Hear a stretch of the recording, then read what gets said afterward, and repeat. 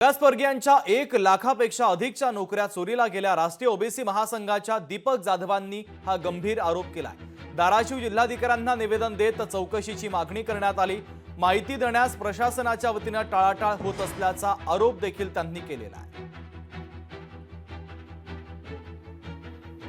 ही लोक गुणवत्तेनुसार खुल्या प्रवर्गामधून कर्मचारी म्हणून शासनामध्ये रुजू झाले। त्याच लोकांना कालांतराने त्या जातीमध्ये कुठलीही भरती प्रक्रिया न करता बेकायदेशीररित्या त्यांना त्या ह्याच्यामध्ये रिझर्वेशन मध्ये ढकलण्यात आलेलं आहे। रोस्टर तपासणी ही निवड सूचीप्रमाणे झाली पाहिजे, याची दखल मुख्यमंत्री साहेबांनी घ्यावी अशी विनंती आम्ही पूर्ण ओबीसी महासंघ असेल किंवा ओबीसी बांधवांच्या वतीनं आम्ही शासनाला करत आहोत। जर ही रोस्टर प्रमाणे जर निवड सूची ही रोस्टर प्रमाणे तपासणी केली तर 1 ते 1.5 लाख नोकऱ्या या अल्पसंख्याक समाजासाठी उपलब्ध होणार आहेत।